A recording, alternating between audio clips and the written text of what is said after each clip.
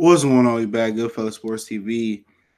Get an early stream in today, man. I had time today, and let's talk a little bit about boxing, man, and talk about kind of the Canelo video I did yesterday. Uh, we're gonna talk about Lil Hurd and J.Rock.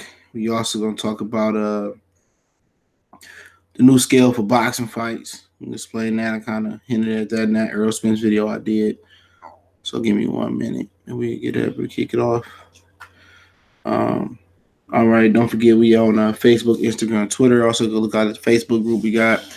Other than that, don't forget we always reach out to the email if you have a business question, inquiry, sponsorship, or video request. Um, Quickest way to get in touch with me is via email, then um, then Twitter, and everything else after that. And don't forget to check out our sponsor, theblaze.com. Promo code Goodfellow1Boxing. Get you 18% off their all natural products. From soaps, lotions, foot soaks, bath bombs, deodorant, toothpaste, and much, much more. Head over to Hellblaze when you get opportunity website. Promo code are both in the description. And shit, I ain't did stream this early in a minute, so I had time today to get it in, man. And we're gonna talk about Canelo Alvarez, Black Apologist. Um, for it's funny that I see a lot of black fighters will come out here and destroy other black fighters. May it be, come out there saying what they done as a fighter, what they didn't do, who the A side, who the B side. Um, then we can roll into the ones that try to insinuate certain fighters like Errol Spence, Errol Spence, the Charlo twins, and this guy on steroids. It's funny. It's battle amongst black media, black fans, and black fighters. We sit there and tear each other down. We sit there and tear down Crawford resume, tear down Earl resume, say the Charlos ain't done shit. But the very guy who who lacked who lacked to give those brothers opportunities, we put this motherfucking Canelo on a pedestal. Now I don't understand with Mexican people putting Canelo on a pedestal and shit because they pose to overlook his flaws. The real hardcore Mexican fan I run into, they don't fuck with Canelo. What we talking about on this casual level, they put him on a pedestal because in their opinion, that's their greatest fighter right now, and that's who they gonna ride with until the wheels fall off and until somebody succeeds him. Um, and at the end of the day, I'm not gonna sit there and battle and tell them who, what, when, where, why to do this. I'm gonna question them. I'm not part of the Mexican culture. I'm not part of their culture, so they can do what the fuck they want to do. But we talk about black fighters, man. I've seen so many black fighters put Canelo above Crawford and act like this nigga Canelo ain't never got the benefit of the doubt or nothing. They sit here and act like Canelo ain't never cheated. And somebody was just in the comment section, I just checked it today, and said, well, it was a small strand of clenbuterol found in Canelo's system. It couldn't hurt. Fuck up out of here. He came out here looking like G.I. Joe in the first Golovkin fight. You know what I'm saying? This is the same Canelo Alvarez that they did not test in Mexico. And the first time Nevada drug testing went to Mexico, he get popped. If they came a week or two later, they would never find them strands of clenbuterol in his system, and he would have got away with it. So come on, man. Let's not acting like the system ain't rigged. Then we go a couple weeks ago, we found out that VADA actually doesn't do the testing all the time. They hire a cheaper third party company to do the testing when the fighters don't want to pay the whatever 8 to 16 grand to do the universal VADA testing, whatever the fuck they call. Okay, so at the end of the day, VADA acts like they come, oh well, Canelo Triple G pass test, but I'm just saying hypothetical, but it's another company that actually does the drug testing. Don't nobody talk about that. You got Javante Tank Davis sitting out here hating on Terrence Crawford and I think Canelo's done a lot. You got Danny Garcia hating on Errol Spence and I think hating on Terrence Crawford. Oh, I like Canelo and shit. Like how do you like a motherfucker? And this nigga been cheating his whole career. Even if we get past the drug testing, the clenbuterol and shit like that, see, dudes don't want to hear the truth.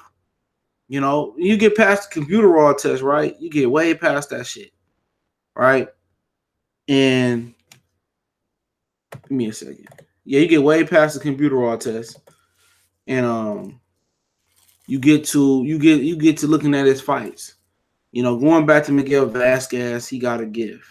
His first world title fight, you know, it was at a catchweight versus Ricky Hatton's little brother, Matthew Hatton. You continue to roll down the list. You know, he get a fight versus Austin Trout, which open scoring, bullshit. You keep going down the list. He came in as a cruiserweight versus Miguel Cotto and barely beat Miguel Cotto. Didn't stop an old Shane Mosley. Mayweather blanked him and still got a draw on the scorecards. You know, some people feel like he got a gift versus Gennady Golovkin. Some people think he got a gift in a rematch.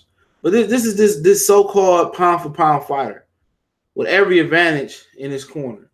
Then, before all that, he fought Chavez Jr. at a catchweight where this motherfucker couldn't even function and still couldn't stop him. So how is this a pound-for-pound fighter with every advantage and he's still getting by the hair of his chinny chin chin? He's still getting by with the hair of his chinny chin chin. Then you continue to go down the list. He had a gift decision versus Lara. He fought Angulo after Angulo was held by immigration for I think it was like a year or whatever it was. You know, then Angulo, and then he beat Angulo after he had a war with Lara and James Kirkland. He beat James Kirkland, and it was said that James Kirkland couldn't have Aaron Wolf in his corner. You know, if you don't like the advertising, get YouTube Red. Plain and simple. If you don't like advertising, get YouTube Red.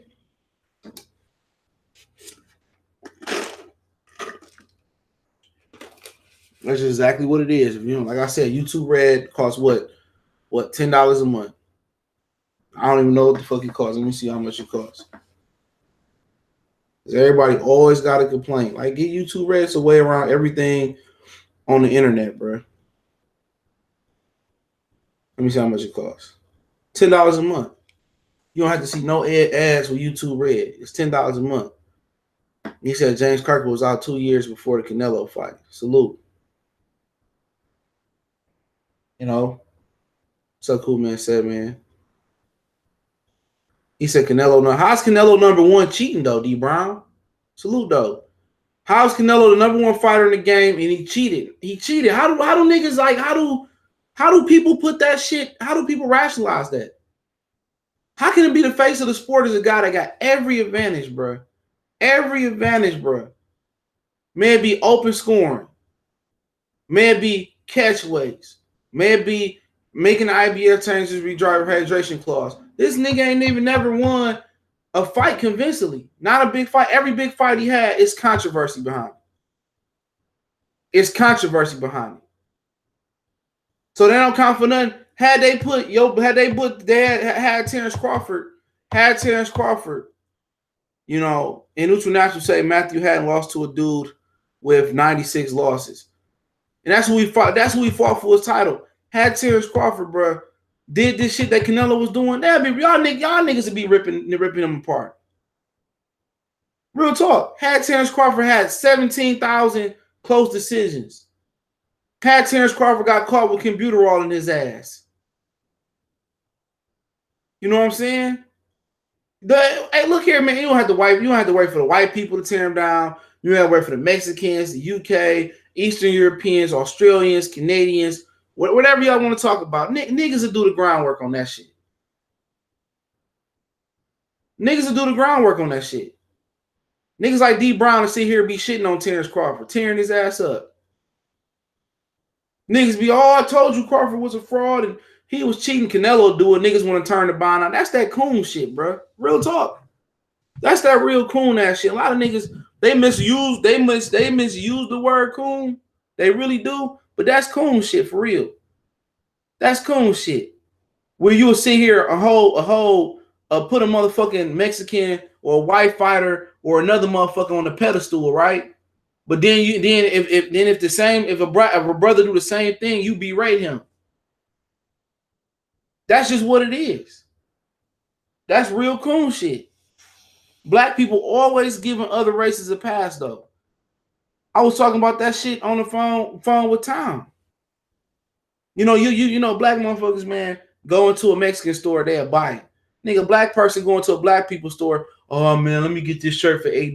Like nigga, it's $20. I'm practically giving it to you for free. Practically give it to you for free. Y'all don't like, especially in boxing, black fans don't hold every fighter accountable like they hold black fighters accountable. It's a curved scale. Like it or not, D Brown, it's true, nigga. It's true. It's true. It's true. Don't matter. Would you rank Terrence Crawford highly if he was in the same position as Canelo Alvarez? No, you would not. This nigga came out and it came out that Terrence Crawford failed a drug test versus Amir Khan for the same amount of strand of clenbuterol that Canelo did. Everything was exact. Y'all niggas like Crawford ain't top 10. See, a cheater. I told you Earl Spence was the truth. These niggas gotta cheat to be fuck with Earl. Y'all niggas be tearing that nigga up, man. Y'all be tearing that brother up, man, for real. Canelo Alvarez, niggas just turn a blind eye to it. Like it never happened. Like he ain't been taking shit since 2013. He been cheating. You know what I'm saying? Y'all go here, sit here, and say, oh, Crawford ain't fought nobody. He ain't never fought nobody. But niggas forget. And look here. What's going on, Angel Santos? And niggas forget. Remember when Demetrius Andrade was the WBO champion, title holder, and he got stripped? And Liam Smith and Liam Williams, I believe, fought for that belt. Canelo Alvarez came from 155 to fight. Canelo came to 155 from 155-54 to fight Liam Smith. Had Demetrius Andrade held that very title, Canelo Alvarez would have never came back and fought him. But y'all don't say shit about that, though. Y'all sit here and say, well, Earl Spence didn't stop Mikey Garcia. Nobody said nothing that Canelo Alvarez ain't stopped no old Shane Mosley. Nobody say shit about that. Nobody say Canelo Alvarez didn't stop a weight drain Chavez.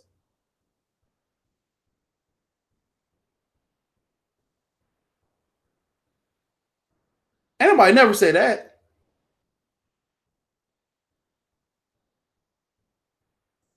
Ain't nobody said that. Ain't nobody ever came back and said, oh, yeah, you know, whoop-de whoop whoop. Nobody said that shit. Nobody.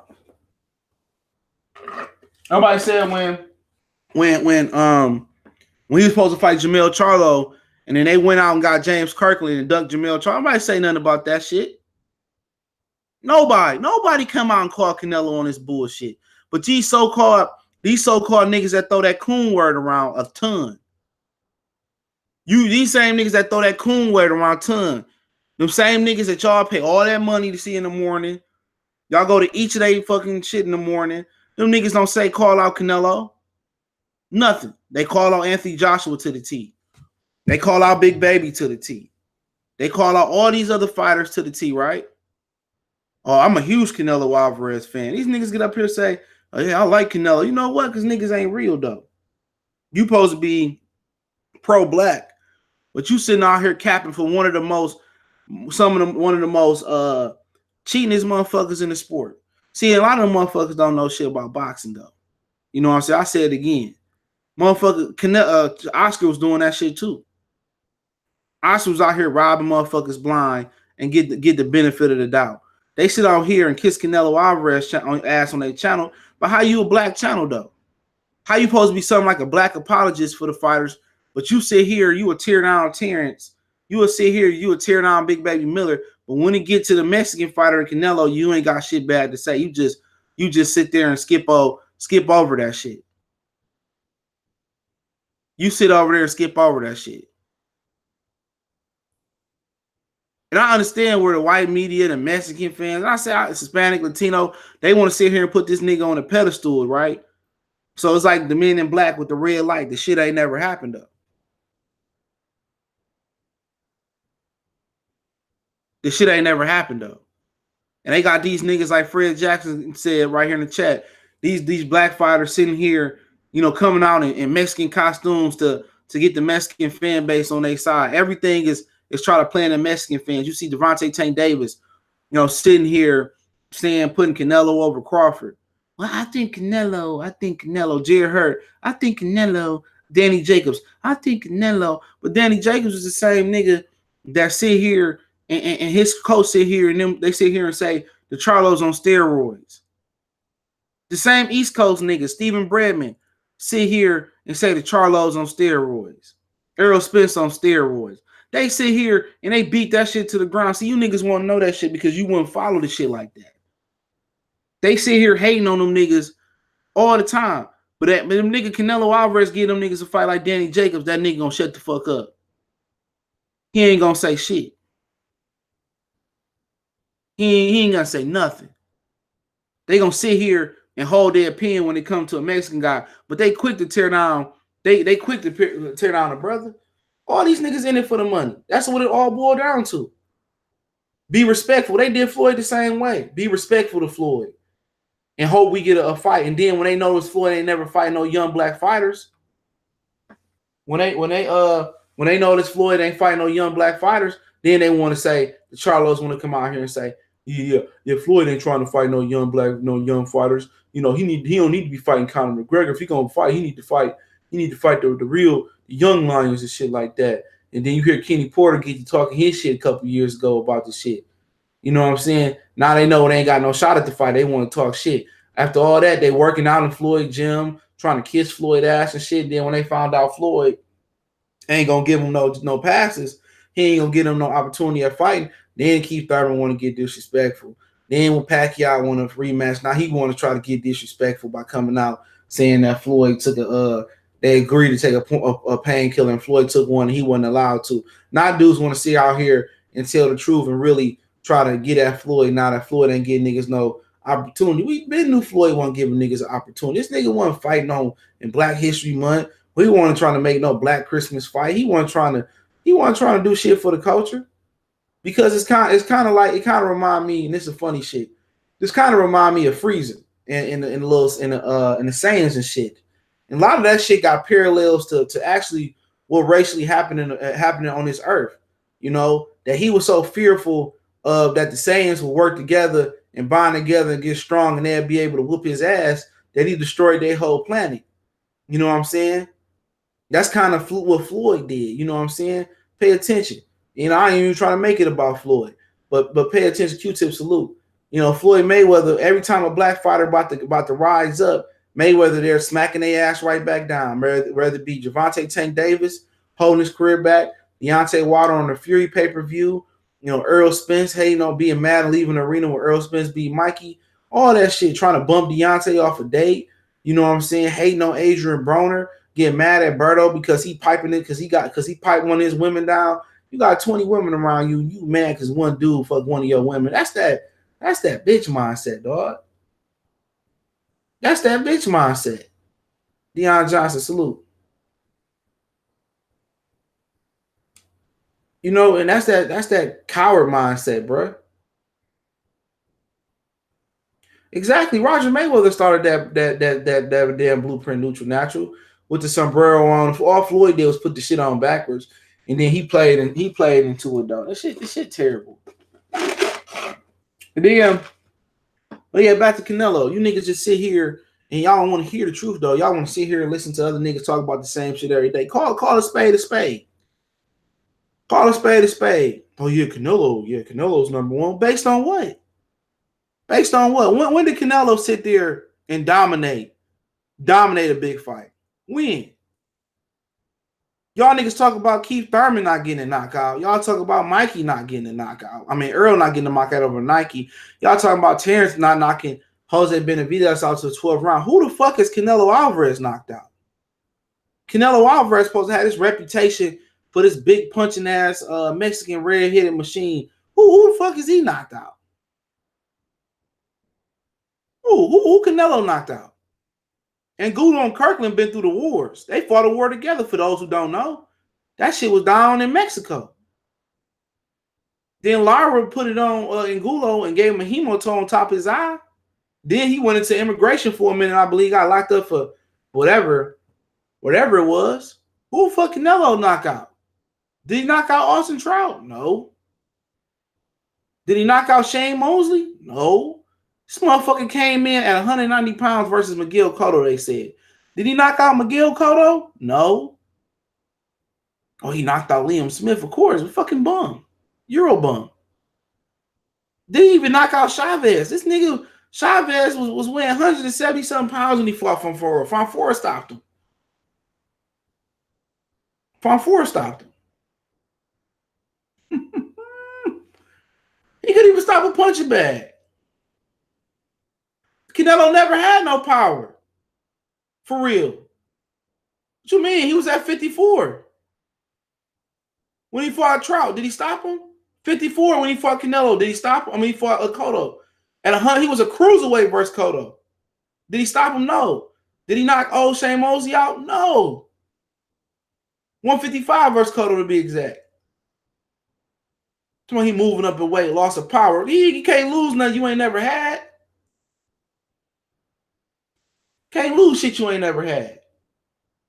This motherfucker can't even knock out senior citizens, bro. You a cruiserweight and couldn't stop Miguel Cotto. Come on. Cruiserweight. Cruiserweight.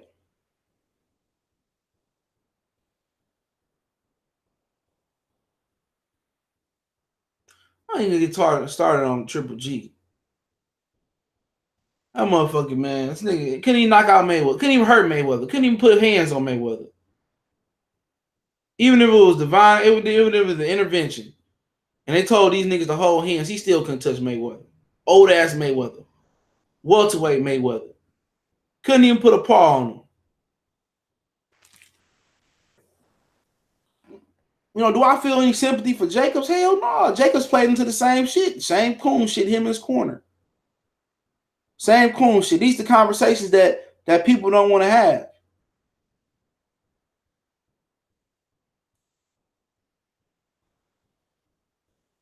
These are conversations people don't want to have. Jacob sitting there tearing down Charlo, starting the motherfucking him and his coach starting the narrative that the Charlo's on steroids. But then you turn around and fought another motherfucker who got caught for performance enhancing drugs. Asante L, what's going on? Cleveland in the house. But 31 kind salute. UConn salute. But then again, when you talk real shit, motherfuckers don't want to hear real shit. That's why you got so many channels out here that talk the same shit every day because they know for sure I'm gonna get the same number of niggas watch every day. This is what people want to hear. I don't care what people want to hear because at the end of the day, when you gone from this shit or when motherfuckers look back a year, 2, 3 years at your page, whatever, you still working on it or you done moved on to something bigger and better, or you just left this shit alone. Let's not leave back this shit. I ain't curb my opinion for nobody. I was real when I was on this shit, when I leave this shit. Maybe one motherfucker watching, 2 motherfuckers watching, nobody watching. When motherfuckers come back and watch my shit, and that nigga always kept it 100. I ain't curving my opinion. If 1,000 motherfuckers come and thumb my video down, who cares? That just let me know I'm doing something right. C-Dub, salute.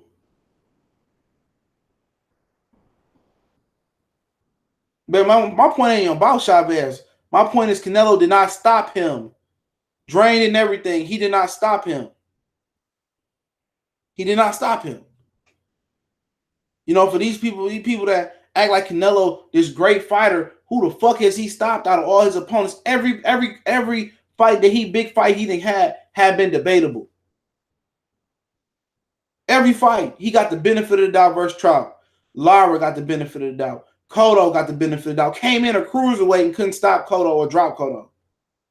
Triple G both times, people thought he won or thought he lost. And when these black fighters get to talking about him and putting him up on a pedestal, they get to put him up on a pedestal,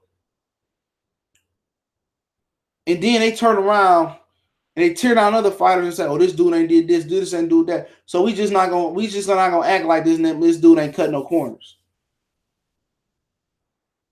He said, "My point is Chavez is no easy work." I mean, when you drain him, what you mean? Fonfara had just stopped him.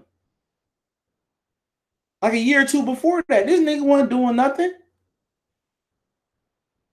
You can't stop somebody that's weight drained? This dude punching the punching bag and didn't even drop him. At 164.5 pounds. Couldn't stop him. Couldn't hurt him. Just punched him from goalpost to goalpost. What you talking about? Chavez ain't no easy work. Fuck up out of here. You killing me with that. That motherfucker was weight drained like a motherfucker. And when he was at 172 pounds, he quit versus Fonfara.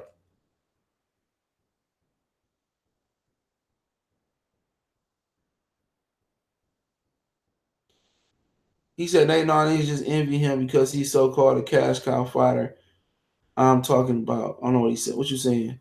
He said, why everyone wants to be pay-per-view star, no one wants to be greater than the last generation. Oh, it's about the bread. They want to make more money. That's what greatness is.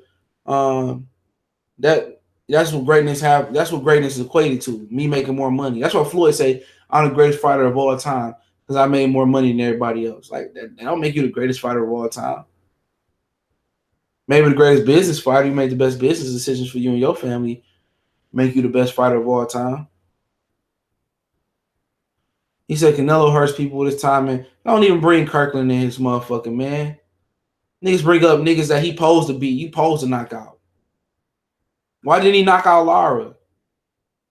Why didn't he knock out Trout? Why didn't he knock out old Mayweather? Why didn't he knock out Cotto? He was a cruiserweight family. Why did he knock out those guys? Why didn't he? Why didn't he? That's all I'm asking. Why didn't he knock out those guys? Why didn't he? I mean, you got a fucking 80, fucking 30, 40, 50 weight pound advantage on Cotto. Why couldn't you stop Cotto or hurt Cotto or drop Cotto? Why did you seriously hurt Cotto? But these questions niggas can't answer.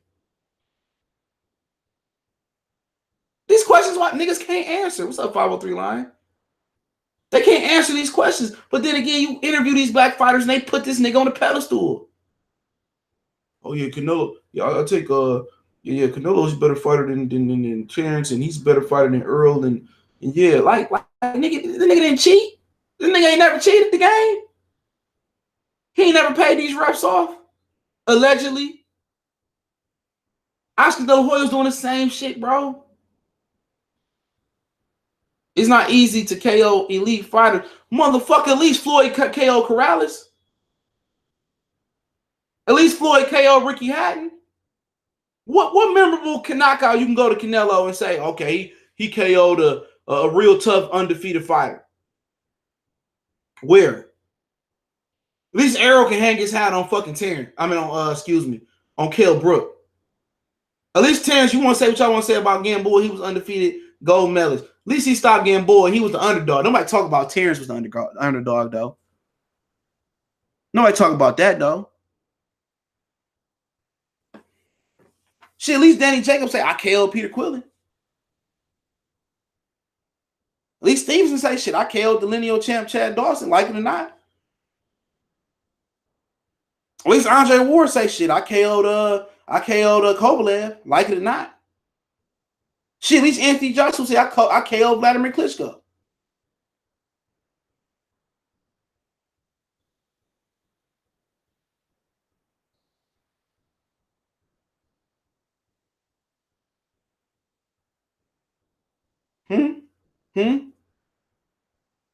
Okay then.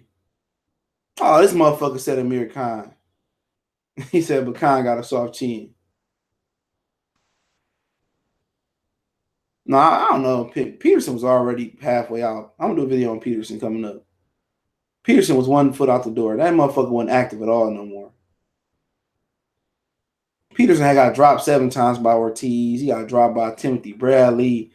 You know, he got knocked out hard by Matisse. Yeah, I mean, I don't think it was that bad where I've seen a lot of decline from last night. I just think he just I just think that like when you're inactive and you can't punch, I think welterweight was bad for the guy. Yeah, no, Peterson got popped for performance enhancing drugs. But when they went back and appealed the shit, even though the WBA stripped him quicker than quick, when the IBF went back and then they actually looked in his track record, talked to his doctor, he got cleared of that shit. So that's why I don't bring that shit up. I'm not gonna go into his personal medical reasons why it came out. You can I talked about it before, but you can go just look up the whole article and the story on it, man. He has some performance issues, if you catch my drift. You know what I'm saying? He has some performance issues. No, his doctor, he didn't use steroids. That motherfucker had testosterone, I think it was. He had testosterone therapy because he had some issues down below. That's why the IBF didn't strip him. Motherfuckers don't know shit about shit though, because they don't read the articles. Why didn't he get K9 a fight when he was champ, but he fought James Kirkland?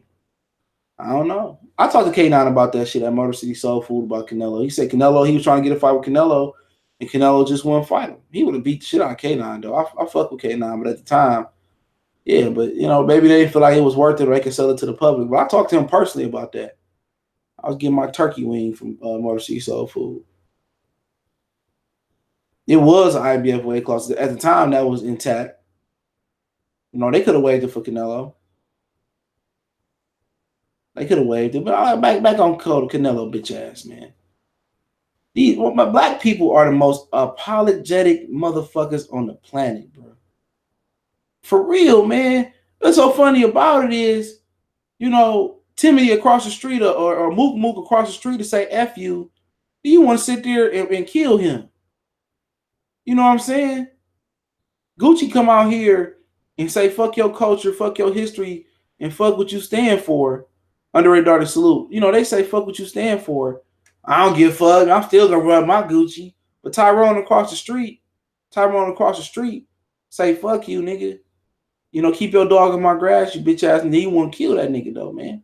Same thing in boxing.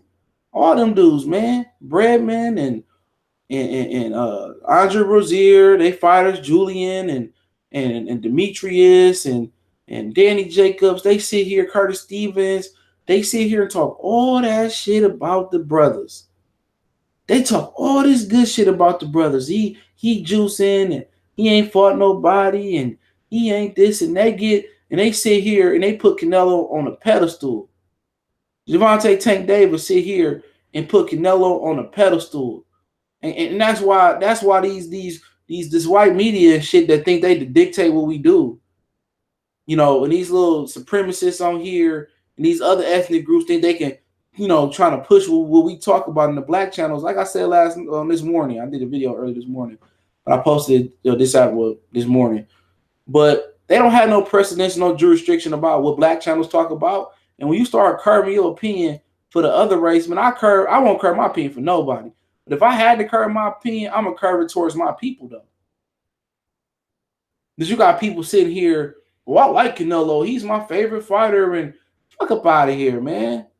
Get the fuck up out of here. Ain't nobody got more close shots than him. They got more benefits than a doubt in here. But we just sit here and hold the fuck out of Crawford. We just sit here and hold the fuck out of Earl Spence. We just sit here and people criticize me because I put Jarrett Hurd at number 6 in my pound for pound list.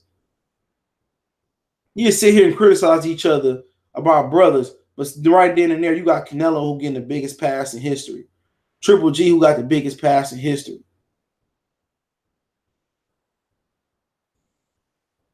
You know what I'm saying? Motherfuckers sit here and go back and forth and tear down black fighters, but we letting Canelo get a pass. Sitting here and fight anybody but Jamal Charlo. He did the same thing to Demetrius Andrade. Didn't want to fight him either, but don't nobody say nothing about that, though. Don't nobody say nothing about that. They don't say nothing. We sit here and dog Anthony Joshua out. We had dog Miller out. We had dog Stevenson out for years. You know, go ahead and go down the list. Dog this guy out. Dog Jarrett Hurd out. Dog Errol out. Dog Terrence out. You know, dog a few other fighters out. But ain't nobody got no full attack on Canelo. It's pages that got full hate for Terrence Crawford. It's Errol Spence hate pages. It's Deontay Wilder hate pages. But you can't even get the brothers to sit here and speak real shit about Canelo. We forgive and we forget. That's what happened. That shit ain't never happened to Canelo. Never.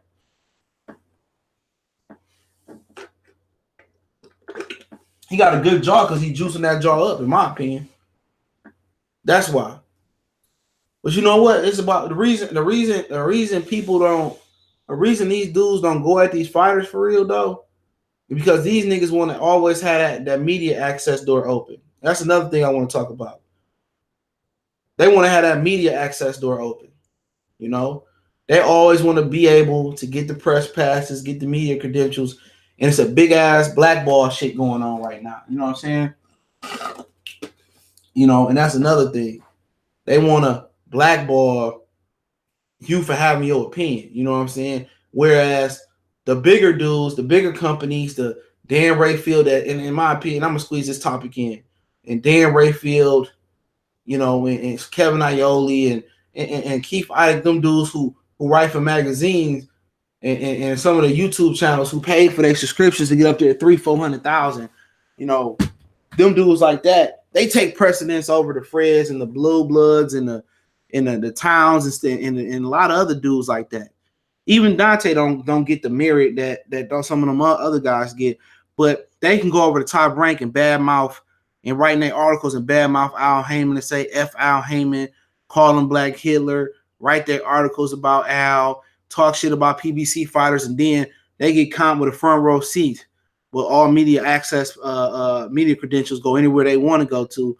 But then again, you go to the dudes that really do the groundwork. You go to Fred, who speaks glowingly about PBC, you know. But then again, Marco Rivera over there scoring a fight card on Fox. Then again, Marco Rivera be over there bad mouthing PBC and come back on top rank and come to a PBC event.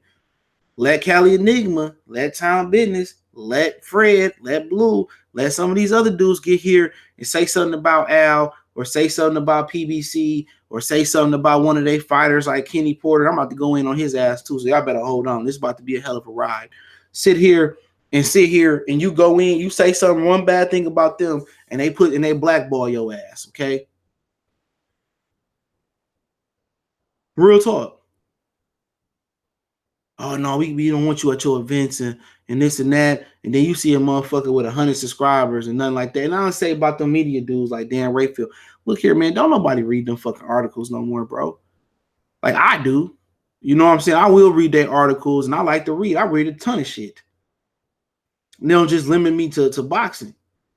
You know? You sit here and they get precedence over everybody else. But guess what? It's all about vlogging now. Niggas don't read no more. This new generation. That's why magazines is going digital. That's why they don't slang magazines like that no more. I got 1,000 magazines. I put my camera on right now. Them I got for my kid. This nigga, she don't even read that shit. Her friends don't even read it. Game Informers, National Geographic, cooking magazines come once a month. 4 magazines. Kids don't read no more. And that's who you really want to target. That's who your core fan base gotta be. You know, it's from 15 to 25, right there. From 15 to 25. You know what? But if you don't go out here and kiss these dudes' ass, then as a black channel, you get blacklisted, a blackball. But Dan Rayfield go around here, you know, probably calling these Al Heyman the nigga behind the doors. Marco Rivera around here, he a little racist. I already even talked about that. I was talking about that yesterday with somebody. You know what? Ellie Sackback, I've been exposed him. But then again, PBC is around here kissing their ass. And I'm telling y'all, dog, PBC stand for pimping black customers, bro. That's what it stands for. Pimping black customers. Southside Doozy. I don't give a fuck if I don't get access. It don't make me no damn difference. I don't want to be around no nigga with their shirt off sweating. I wanted to see Lamont go out last night, give me an excuse to spend a couple hundred, go down there and shop and do my thing. But you know what? I took my money and shopped at Nike store last night. Got me some shoes and got me some shirts and shit like that. Man, I took that money I had put up for the Lamont Peterson fight, and I don't even know if I'm interested in going into another Premier Boxing Champions event. I really don't even know if I'm interested in going to a boxing event. You know, no more. You know what I'm saying? As far as the events, I'd have been to K2 events, top rank events, PBC events, and I don't even know if I'm interested in going there no more. It's a nice atmosphere, but the way when you learn the game, the way they treat black people, it ain't right. Yeah, I said that on Twitter, pimping black consumers. It's better too, Tyrone Robertson. What's going on, Tyrone? You better call on Tyrone. But these are conversations that the dudes that want to keep their credentials don't have. They had this shit behind closed doors because they can't, and they don't want it. They don't want. I don't knock them for that shit, man. You know, you keep this shit behind closed doors. But guess what? I say shit that everybody else can't say. Canelo wasn't going back on the East Coast. Nope. Oh yeah, I'm gonna go to Earl and Bud. You know, who the fuck ain't gonna go? I gotta go to that. I'm going that because it's black. I mean, as far as like 9 Wilder fights, 9 Wilder, 9 Earl, 9 Bud fights. When you really dig other than them, 9 them fights. That's how I kind of look at it. Like them 3, I'm always gonna support Earl, Bud, and Wilder regardless. And I like Jarrett Hurd too. Don't get me wrong. I like Jarrett Hurd. I like Maul. I like some of them dudes. You know, a lot of them dudes I like, regardless of how they feel in their opinions. But them 3 right there, you know, yeah, it's bigger than boxing. It's a dirty game, man. It's a dirty game, man. That's why I respect you niggas scared to stand up on their own merits, man. Think it will hurt their image or pockets, not 100 at all. Yeah, I mean, but you know, you want to keep getting that access, man. A lot of niggas like keep getting that access. Really good seats. For me, it don't matter. Christian Lewis, what's going on? I don't need the access. Real talk. I just do phone interviews back in the day. Real talk. I just do phone interviews. You know? But, you know, Devin Alexander wanted to give him. I ain't going to say the nigga what happened, though. I got a few horror stories about phone interviews. I got a few interviews, man. Y'all want to know why I don't do the interviews. It ain't just the fact that I don't want to. Give me a minute. Watch the microphone, Miles.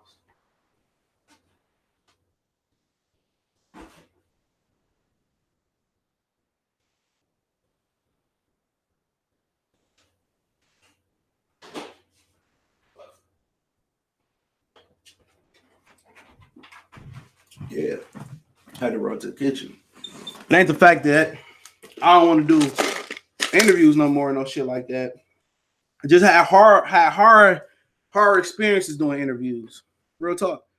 So I really know how these fighters is though. But I don't really go out there and expose what happens. But that's why I don't do them. It ain't that I can't separate business from whatever. But back then, boxers weren't like they is now. You know what I'm saying? It wasn't like, even though it was a matter of 5 to 6 years ago, they not like they is now. It ain't changed, but yeah, a lot of dudes gotta watch what they say because when they go to them events, it causes commotion, it causes issues, and these fighters take everything to heart. You know what I'm saying? So you really, Renee Boxing, you know what's going on. You really gotta watch what you say. You know, when you go to those events and these dudes will pull you to the side, try to fight you, argue with you, and you know it is what it is. But then again, them other dudes, Sekback, Rivera, they can say whatever they say behind them, and they gonna grin at them. So that's just boxing in general, man. You got to be able to play the role. It's worse than It's worse than corporate America.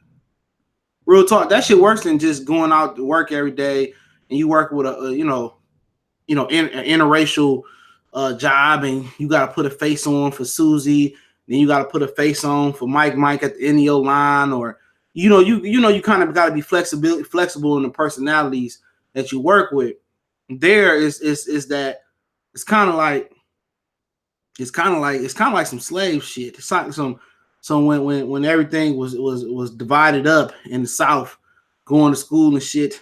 What was it called? The book called Roll of Thunder, Hear My Cry. Everybody that's around my age read that book in school. No matter if you're from the Mississippi, California, or you from Michigan or New York, everybody read that book, Tax Tech. And that's kind of how it is though. It's worse than working in a job. You know, and y'all see Fred and he put that face on, he able to be professional and shit like that. Like that's a great attribute to have. Because one of them niggas say something to me, I'm gonna cut the camera off. We just gonna sit to talk man to man. If he come to blows, it come to blows. Win, lose, or draw. But that's just the face you gotta put on there. You gotta take bull. Like, I done heard so many stories about that shit, man. And it's not even from niggas that just did the YouTube thing. I done talked to motherfuckers like way off base about shit, man. We done had private conversations about the shit, and I was like, yeah, somebody was asking like, why shouldn't you? Why don't you do interviews and go to the fights and shit? And my man's caught the post. He was like, man, I don't think, he's like, I've tried that shit, man, and it wasn't for me. He gave me the 411 on the shit. And then Town tried to talk me into doing the shit. He tried to get me to go to Crawford Con. It ain't no thing because I fly free, but I'm just like, I don't know, man. I ain't got time for niggas person. Now, I would like to chop it up with Bomac, Shakir Stevenson, and Teofimo Lopez and his dad and shit, but like I said before, it's a different game. You got to be just as poised as a fighter be in the ring. You got to be poised. You got to hear racially driven jokes. You got to hear racist shit being said. You gotta deal with their parameters. They got parameters for white people. They got all right, boxing comments. They got parameters for black people. They got parameters for everybody else, man. So it's different. But let's talk about the new boxing scale of fights, man. I was talking about this in another video. I ain't gonna harp on long on this, and we just go to Hurd and J.Rock talk, but I ain't gonna harp long on this one. But the scale of fights has changed now. Now the event. This is how it was meant to be when boxing kind of came to premium TV. All right, when a fight got so big and they got a demand for a fight, I'm just giving an example. You got a Mayweather. I don't want to say Mayweather Pacquiao. I'm tired of that shit. We got let's say, trying to think of a fight back in the day. You got a Floyd and Oscar. Let's just Floyd and Oscar. Where you got an elite fight where you got a demand for the fight. Your budget can't carry the fight. That's basically what it is. That's pay-per-view. When a fight gets so big and the network don't have a budget to put the fight on regular HBO. Let's use HBO as an example. That fight goes to pay-per-view. Now it's getting to the point where like the scale has changed. Used to have prospects and they get their shine on the beginning of a fight card. Then you have, contenders fighting their way up the back to a world championship. And then you might have a couple contender fights or a couple prospect fights, how it used to be. Then you get to the main event. The main event is a really good world championship fight, a really good maybe unification fight, really good fight. You know what I'm saying? That people want to see that can pull. They both going to get about $1.5 million. That was a good fight. Now,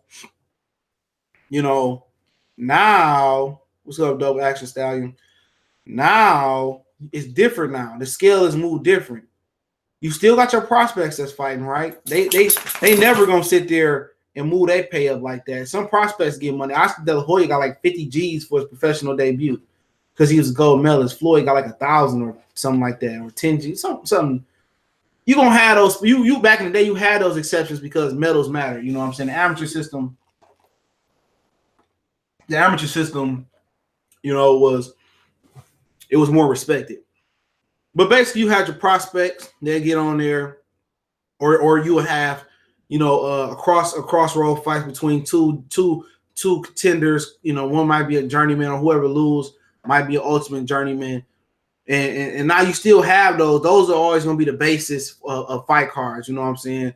Non-televised or televised portion or the prelim portion, whatever it may be. Those are always going to be the foundation of boxing cards. But now you look at it, it's different now. Now your contender fights, or your tune-up fights are now your regular Showtime, regular Fox fights, your regular ESPN fights, your ESPN Plus fights.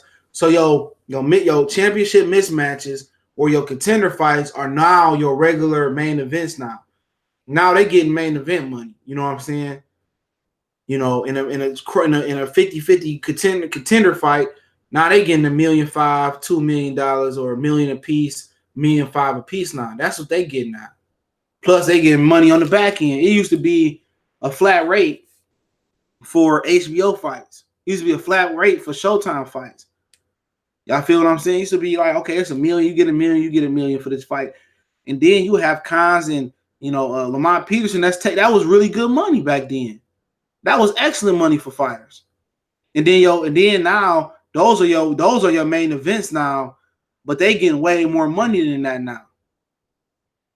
So now your 50-50 fight, your 50-50 contender fights, and your championship mismatches, your Garcia Salkas or whatever you want to say. Now those are your main events now. Now those used to be your co-main events or used to be the nucleus of a fight card. That's what those used to be. Now those are your main events now. Now the good championship unification fights or the real good fights that used to be your regular HBO main events and your Showtime main events. Now those motherfuckers is commanding $3, $5, $4, $5 million a fight now. Now they didn't got the money that fluctuated where unification bout like Errol Spence and Sean Porter back 10, 15 years ago. No way that's a pay-per-view. No way. A unification bout used to take place on HBO at the dark. And they would pay them $1.5 million or $2 million a piece and be done with it. Now you got Errol Spence who make probably $3, $5, $4 million minimum per fight. Now it might have went up. Now he fought pay-per-view and they did solid numbers by their opinion. Now it went up. Now Sean Porter say, I'm taking a risk. I'm giving this dude the opportunity to unify. I don't have to give him a unify. I can fight Berto, one of my mandatories. So I'm gonna want $3, $4, $5 million too. So now they didn't price these jokers out.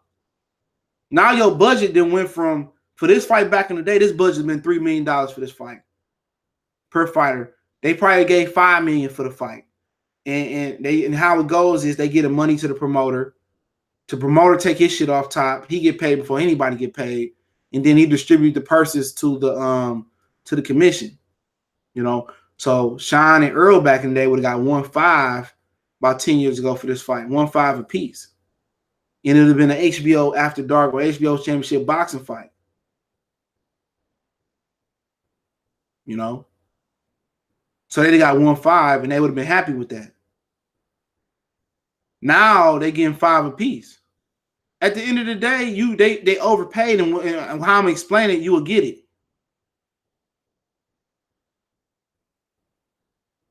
Yes, a hyperinflation of fights. So it don't matter about these dudes' health. I don't give a fuck about these dudes' health because they don't give a fuck about my health. But it ain't about that. What the point is, it ain't about CTE. It ain't about punishment or none of that shit, bro. If you worried about that shit, why you join boxing? Why you join boxing then? It ain't about that shit. It's about that everybody wanted to overpay. All these dudes wanted to all these dudes was overpaying. You know why these dudes were overpaying? Because they was competing. Bob Arum said, okay, I'm gonna show you that Walt Disney got the bigger bag. Al Heyman said, I'm gonna show you that my backers, Showtime, CBS, and all my investors in Fox got the bigger bag. HBO fell out and said, you know what? This shit getting ludicrous. We can put this money into 7 new fucking TV series. We competing with HBO, Showtime. The pricing got too high for us. They pulled out of that shit. So now it's the Zone. They raising their prices now. Now it's Showtime, Fox, BBC, same thing, and ESPN Plus, Walt Disney, same thing. This shit ain't shit but high stakes poker. Who got the biggest bag? And I'm telling you, as soon as the Zone cop out, watch what I say. Whoever cop out, Showtime fold, the Zone fold, or whoever, however it fall down, the price is gonna come right back down. Watch what I tell you. The price is gonna come back down. My whole point is they not getting value for your dollar. They not making a return if they paying Spence and Thurman 3.5 to fight Lopez's and Leonard Bundini Bundus or Lamont Peterson. You're not getting no return. And a lot of those tickets that you see, they give away.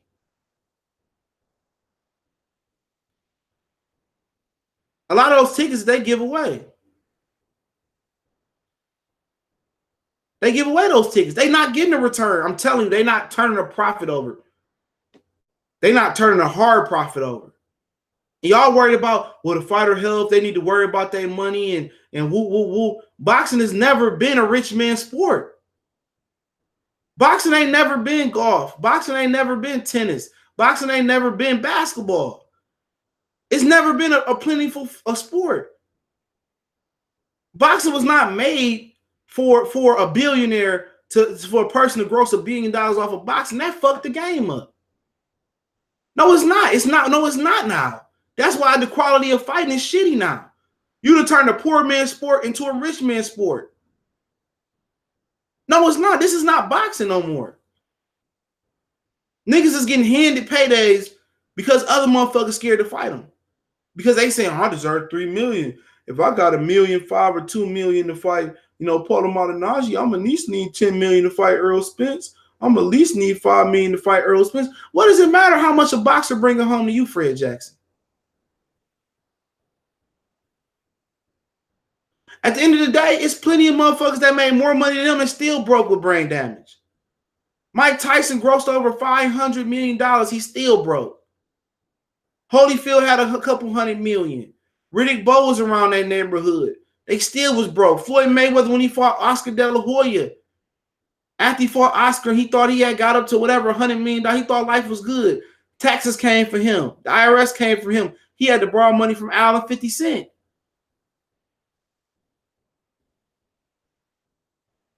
Don't matter. Don't matter. At the end of the day, your little 3, 5, and 4, these little money they picking up, if they actually fought each other, one of these niggas might be a pay-per-view star. They might be getting 20, 30, 40 million dollars a fight by then. But the moral of the story is niggas that didn't touch way more than them and is broke. They ain't rolling around no fucking Rolls Royce and no Phantom or nothing like that. Sugar Ray Leonard ain't around here shining like a diamond, like Rihanna say. Riddick Bowe all fucked up and broke up. These niggas getting peanuts. Nigga, Sugar Ray Leonard was getting $10 million in the 80s to fight. That's the equivalent of $20 million right now. And you around here flaunting like you done made it with 3, 5, and $5 million. That ain't shit. You gonna broke like a motherfucker. What you think they stupid with their money in, though? You don't think they stupid? Gervonta Tank Davis said, I lost the chain yesterday. Adrian Broner renting jewelry out. They around here all iced up and shit. Talking about Floyd done went broke several times.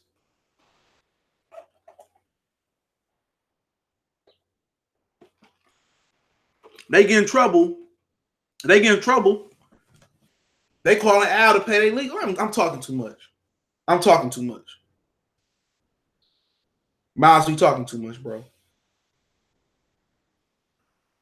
I ain't got nothing to say.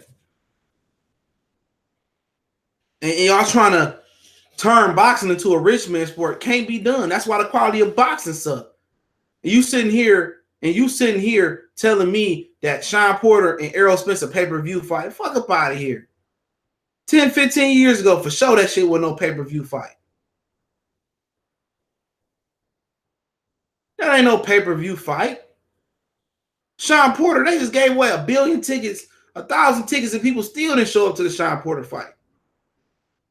You telling me a dude that can't even go home and fight in the Cleveland Acura area, he can't even go to a second home in Las Vegas. They had to move from Vegas and nobody bought the tickets.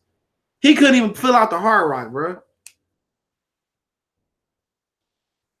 Renee, salute. He couldn't even fill out the Hard Rock. And you trying to tell me that's justification to put that with like a Trinidad and Oscar De La Hoya pay-per-view? You trying to justify that as a pay-per-view? You can't. Fuck up out of here. That ain't no pay-per-view. D-Time, what's up in the super chat? The quality has been watered down. Too many platforms on ESPN, Top Rank, PBC, each have different directions and each are ruining the sport because of it. Exactly. And then how do you get them back on track? It's the question. How do you say, let's get boxing back on track? You know how boxing can everybody can get a return on their money right now and really turn over a profit? You know how they get turnover a profit? They all start working together. They all start working together to get the fights you want. Angel says, so you got some like Danny investing in real estate and making trust funds, doing the smart thing. But he got a father in his life. His father got direction. He the head of his household. He ain't on no LeVar Ball shit. He know what he doing. You know, but like I said before, a lot of these dudes, they don't understand what I'm saying. They talking about, well, the well-being of the fighter come first. Man, nowhere in the history of boxing have you seen a fan give a fuck about the well-being of a fighter while paying $60 to see a pay-per-view. That ain't even on nobody's list.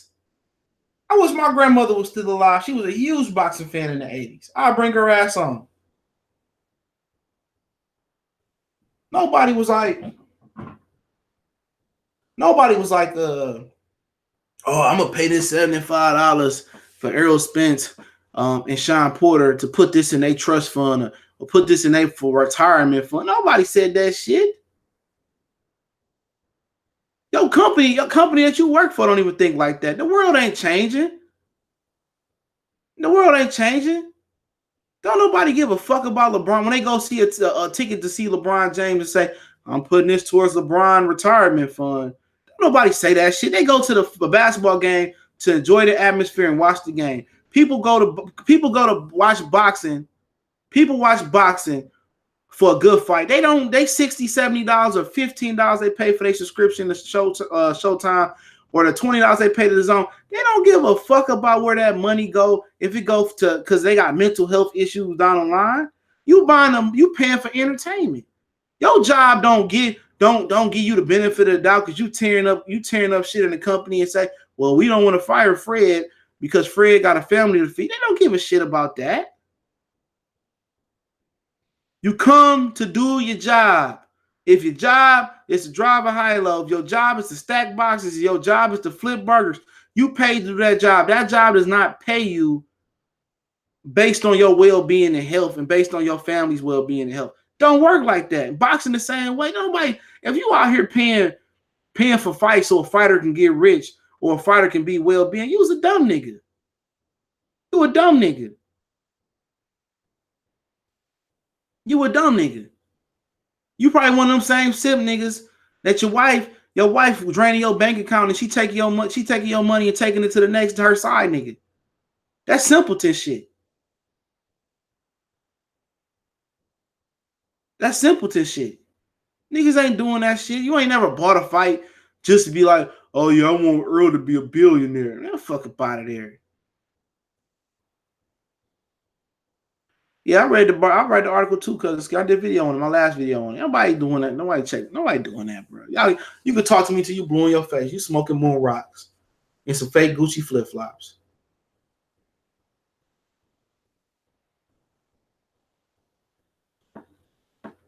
Anybody out here saying throwing holy water on these fighters and throwing holy water on your money before you send it to DirecTV or Xfinity to pay your bill? I might give a fuck about nobody well-being. Because if people cared about people's well-being, then why are there a million veterans on the street and over a million veterans in America on the street that's poor? Why? Motherfuckers that serve the country, they care so much about the fighters. If you believe that humanity is evolving, then why is it all these broke ass war veterans on the street poor got they cup out for money? Why they ain't been compensated with a nice apartment? Because once Errol Spence is done, once Terrence Crawford is done, are you Fred Jackson gonna get them? If they money gone, or they baby mama and bled their money out, whatever happened to their money, their accountant, their manager, and finessed them, or they just didn't blew it all. Are you gonna sit there and offer Errol Spence a place to live at and give him one of your rental properties if you got one? Are you gonna sit there and take your money out your Social Security, your retirement fund, and put Errol Spence in a nice retirement home? No, you're not. No, you're not gonna give a fuck about no Errol Spence. You're gonna go on to Tyrone Jackson or the new fighter. You're not paying for the fighter's well-being. If that's the case, we paying for the fighter's well-being. We need to be trying to put our money together and make boxing safe. Find a new way to make boxing safer than what it is.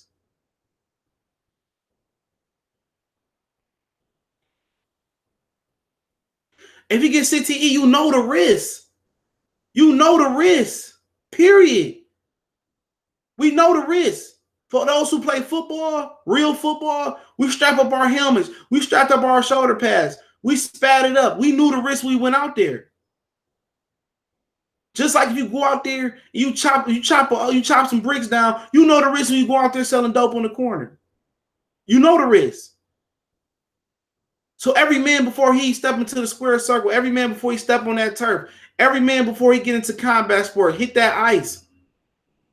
Every man before he make his decision to go out there and rob and sell drugs or whatever they doing, they know the risk. So they don't need your money or whatever. They know I'm going out here to play football. I'm about to get a milli today. And I'm really to risk a milli. It's a risk in everything you do. So ain't nobody out here caring about Earl Spence well-being for real, other than Earl Spence, his coach, his family. Nobody paying $60, $75 to make sure Earl Spence got a retirement fund or scholarships for his kids. Nobody. And that's what's wrong with these niggas today, man. These niggas want to continue to think about the business. Well, I want to make sure Earl get rich. Who gives a fuck? I want to make sure I see a good fight on my fucking 70-inch TV. Nothing more, nothing less. If I fly out to a fight, spend a couple racks on a hotel and go out and spend money and shop, and I go to Dallas, I want to go there and be entertained. Nothing more, nothing less. Do I hope both fighters are good when they get out the ring? Yes, but my dollar ain't there for the. I want to see somebody get knocked out.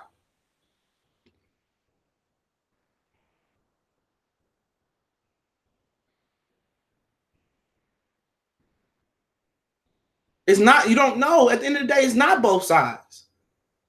It's not both sides, bro. Because at the end of the day, you can't look at it from both sides.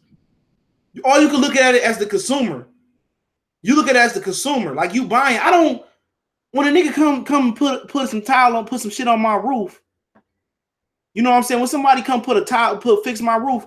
And look here, man. I make sure he ain't dehydrated. I give him some water or something like that. But after that, I don't care as long as that motherfucker fix my roof. God just took the trash out. I'm not looking at it from his well-being. He say he do the job. You need the money to do the job. Make sure you got your safety equipment. Get the job done. Right? That's how we looking at it. I'm not worried about nobody. Well, you fixing my roof? I'm about to go shoot a move. I'm about to go in the house and take a nap. Hit me up when you done. Knock on the door. If I'm gone, hit me up when you done.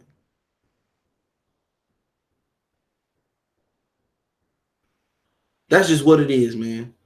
But consumers can't look at it from the fighter standpoint. When you start looking at it from the fighter standpoint, like a lot of these fans is not, and that's why you got shitty ass boxing. Golden Gloves, what's going on? Greg, what's going on? It's SJ Fish 101. What's going on? Salute. How y'all doing? That's why you got shitty ass boxing. Motherfuckers, let's build it up and let's promote the fight. Let's hype it up and this and that. Like, nigga, that ain't your job, nigga. Is you TBG Promotions? You Top Rank Promotions? You Matchroom USA Promotions? Niggas out here doing shit for free. At least if you're going to take a side, get a check.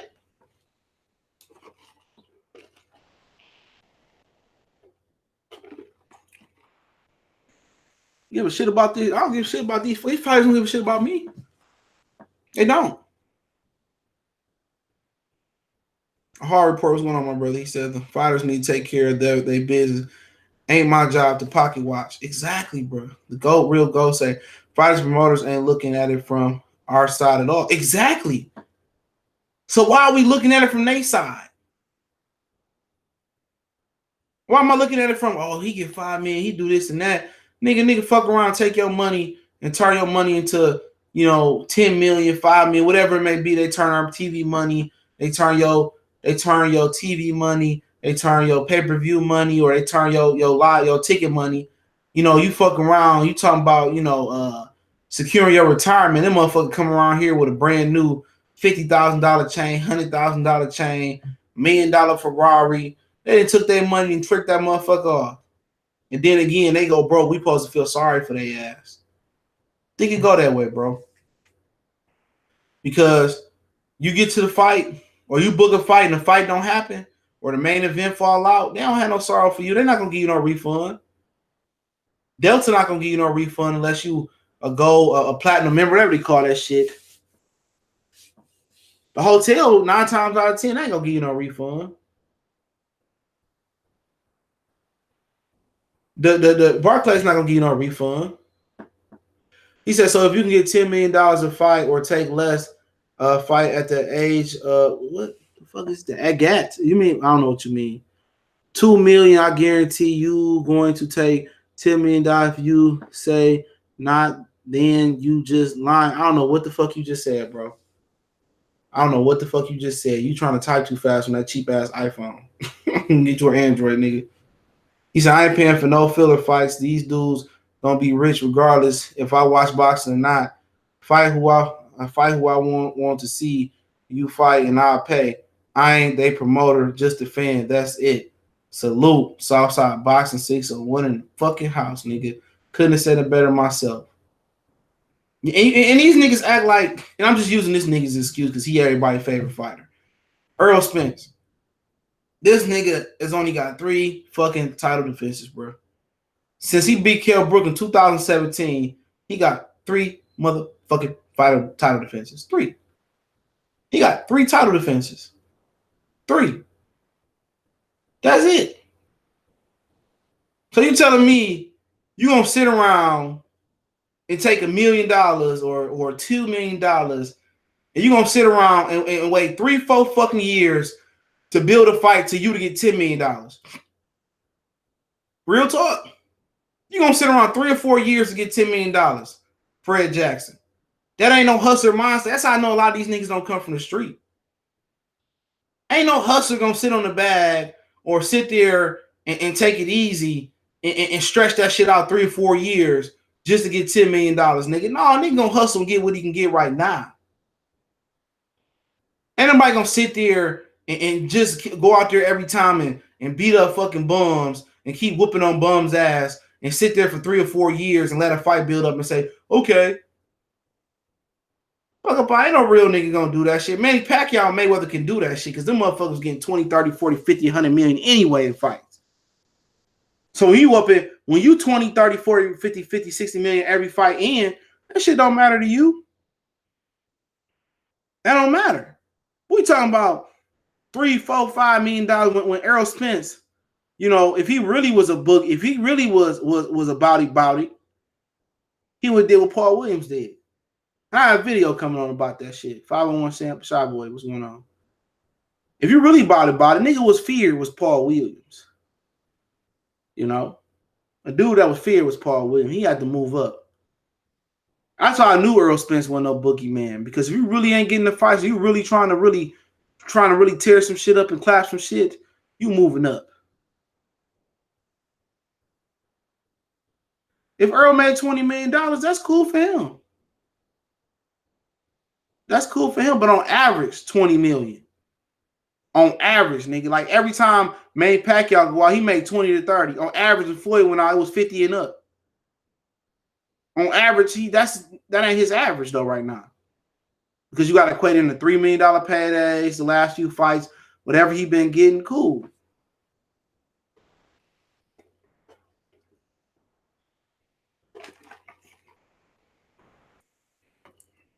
Don't nobody know what them niggas. And they say Wilder and Fury got $15 million, $12 million a piece.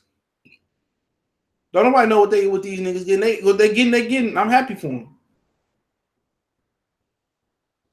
But you sitting around here fighting once and twice a year, gaining weight. I'm telling you, it's gonna hurt a lot of these niggas in the long run. I'm telling y'all, man, I done seen so much in boxing, bro. I done seen this shit time and time again, bro. No matter, and check this out. And I'm gonna talk about J.Rock and Hurd after this. 25 is 25. 21 is 20. Let me start off. 21 is 21 years old. 25 years old is 25 years old. 30 years old is 30 years old. 35 years old is 35 years old. 40 years old is 40 years old. I say that to say this. No matter if you had 3 or 4 fucking fights, and when you was 21 years old, you had 10 fights at 25, you had 2 fights at 30, or you had 50 fights at 40 years old. However the fuck you want to break it down. You know what I'm saying? Guess what? 21 is 21 years old. 30 is 30 years old. No matter how many fights you had or when you started boxing, every fighter that I seen fight Capodown 24, every fighter that started boxing late, Adonis Stevenson started boxing at 29 years old. When that motherfucker was 40, he was 40. 20 fights, 30 fights, 50 fights, 15 fights, it did not matter.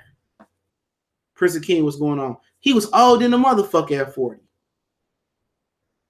25 is 25. You youngest probably 21 is 21. But when you start getting 30, 35, no matter if you bum bash like Triple G bum bashed his whole career. Saving up for a Canelo payday, bro. His whole career, he saved up for a Canelo payday. Right? He was old at 31, 32, 30, 33, 34, 35, 36. He was old. Regardless, he was old.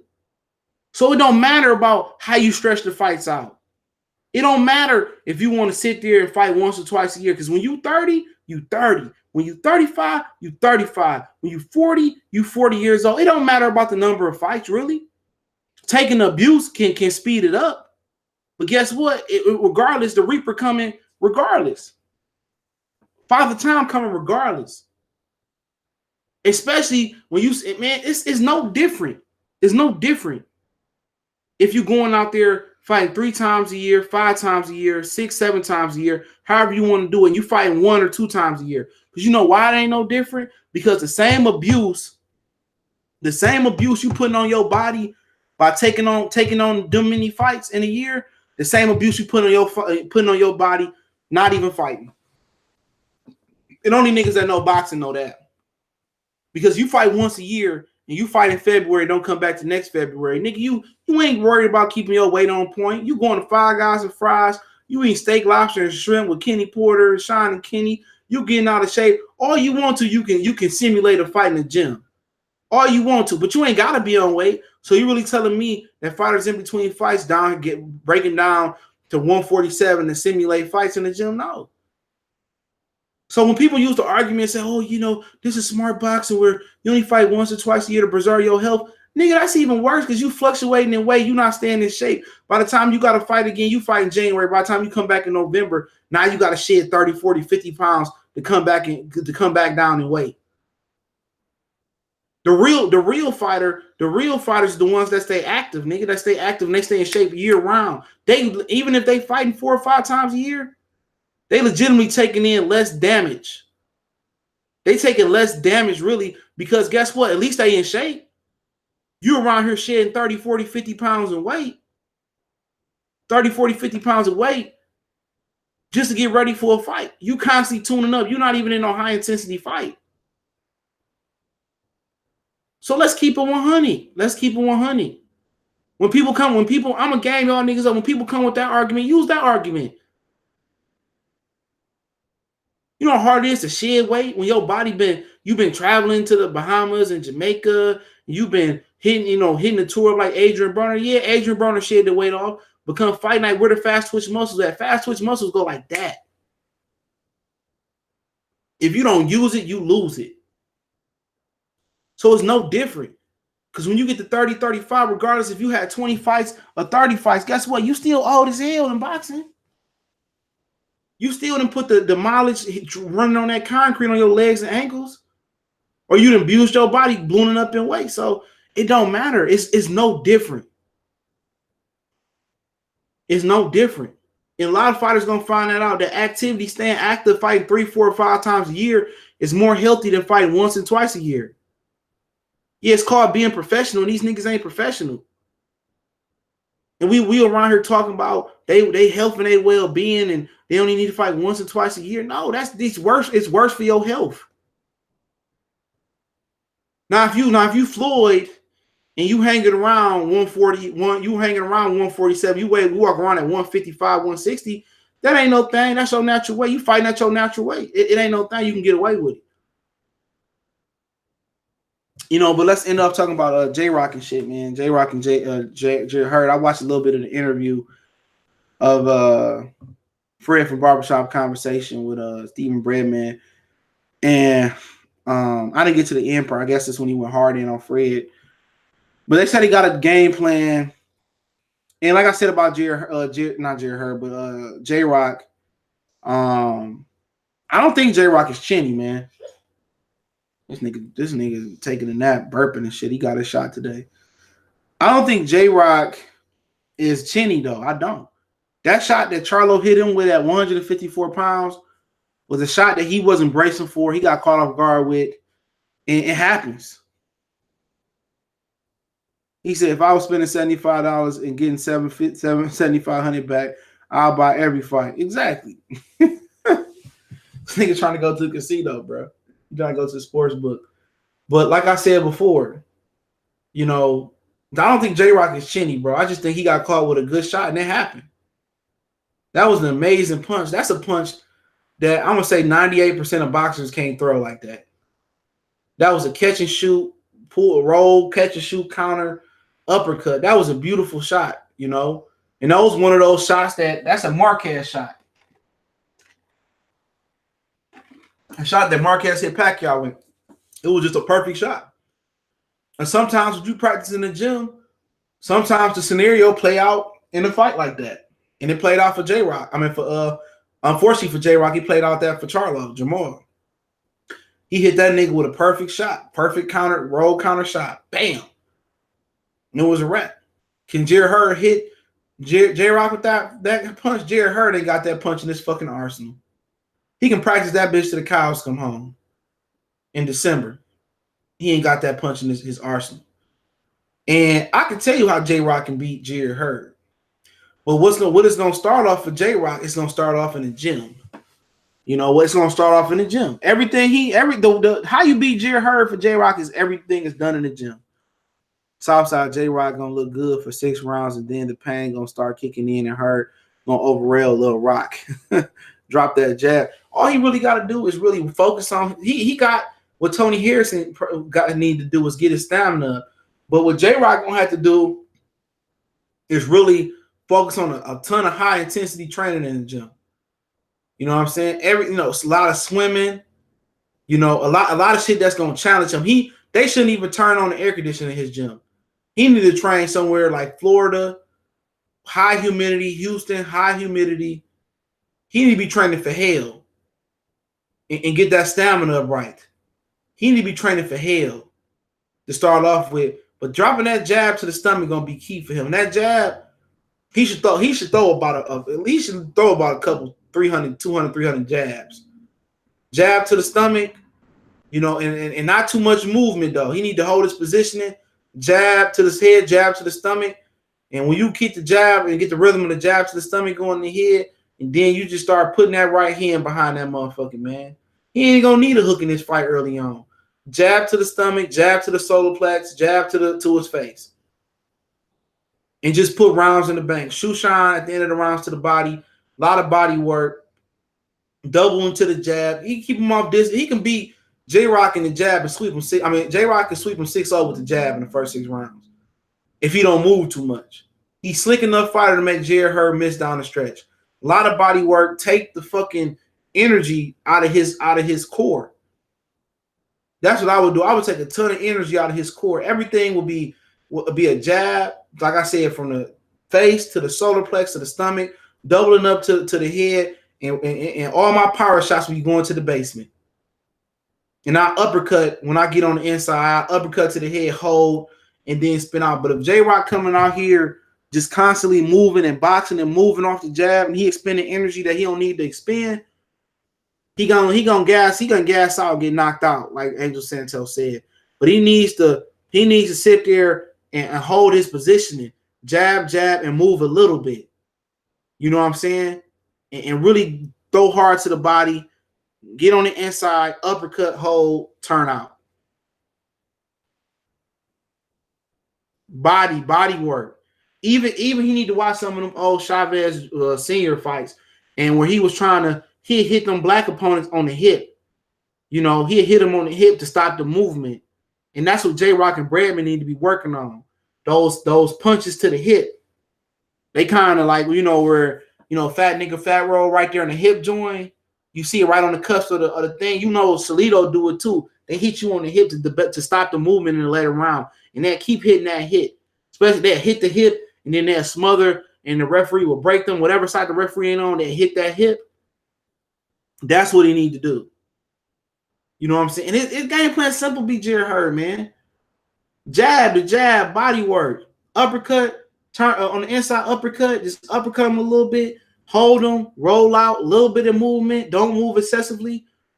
Jarrett Hurd gonna come in with his chin up, head up, guard up, bro. Jab, and then when you jab him, Jarrett Hurd, he's stopping his tracks. He try to reset, shine to the body, boom, boom, roll out.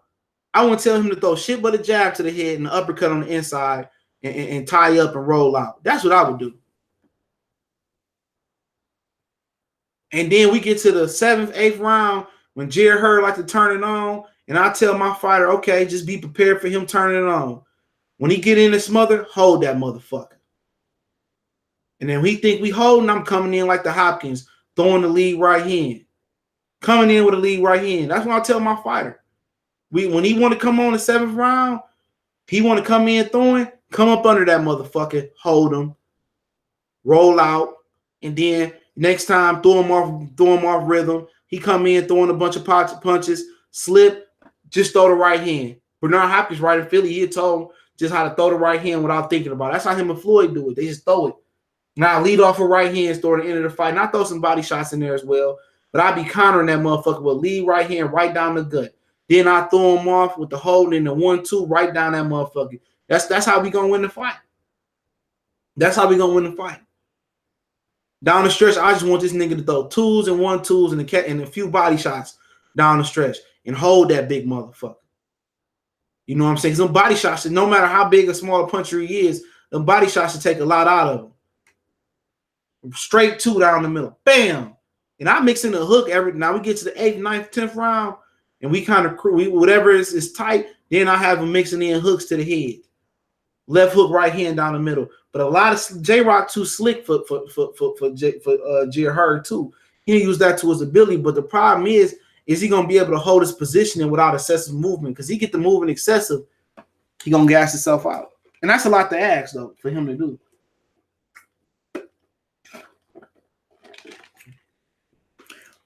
Yeah, boxing IQ with 360, right? Easy ways to keep him off on the backwards, but you can keep him off balance too. That's the easiest way for J.Rock is to keep Jarrett Hurd off balance. And how do you keep him off balance? You do what I say do. You change levels with the jab. You know, nobody jab to the solar plex no more. You change levels with the jab. Jab to the head, jab to the solar plex, jab to the stomach, double jab to the head, sneak the shoe shine to the body. You know, while you jabbing, Jarrett Hurd will cover up, and when you go backwards, he cover it up. That's what he should do. And just enough movement, use angles. And that's what I would do in the beginning. I'll just be double jabbing to the head, jabbing to the stomach, keeping Jarrett Hurd off balance, moving away from his power hand, shooting to the body, keeping him off balance, fighting, making the fight at my pace. Then when Jarrett Hurd want to speed the pace up, how do you stop the pace from being sped up? You clinch. You clinch. You think he want to come on high? Get up under that big motherfucker. We be working on grabbing him. And I be grabbing him. And I'll be throwing that 2 right behind, a straight 2. Clinch like Bernard and Floyd used to do. Bam, clinch him. Roll out again. Then I throw the 1-2. Clinch him again off the 2. Grab him, hold again. Just like Floyd fought Carlos Baldomir a little bit without the excessive movement. Keep dropping that jab to the body. Shoe shine to the body again. His big ass want to come try to speed the pace up again. Straight 2 down the pipe. I'll be working on driving all the power of my ancestor, the history of my ancestor in that right hand. And I'll be throwing that motherfucker like Bernard and like Floyd. Leaning right into it, grab him, roll out, do it again. Clinch and feints long distance. Yeah. A lot of feints, so that's a good point. A lot of feints you need to do. Also, J.Rock should not exchange. Exactly, that's my point. Not to exchange during the floor, just roll out the jab and change that. Yeah, exactly. When he want to start doing, that's why he throw the lead 2 behind it, and then you clinch like Mayweather and Hopkins used to clinch. It breaks fighters' rhythm. Or he can slip shots and just counter. But you know, you can slip his shots and just counter them. But a lot of these dudes in this generation can slip shots, but they can't counter off of making a dude miss.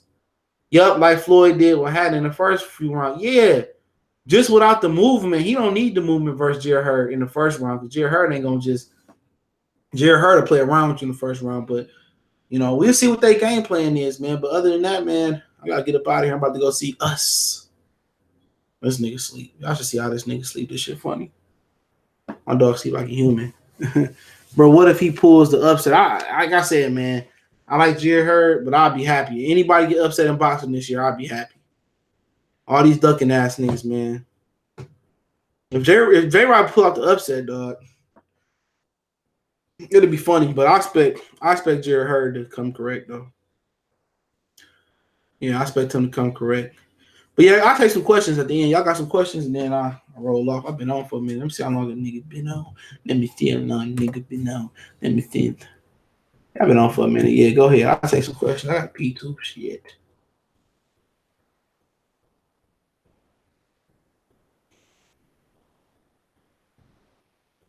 Let me see. I got the P. Boy, bitches be trying to come back for second chances, bro. For real, this shit be crazy. Winky Wright would have pushed Hurd back all night and slowly break him down. Yeah, Winky was a legend. Defensive wizard too. Is Spencer Porter already negotiating? Probably is. I'm not sure. Kenny Porter doing on negotiations. He had took that WC gold medallion off. He put the P back on his chain to fight yesterday.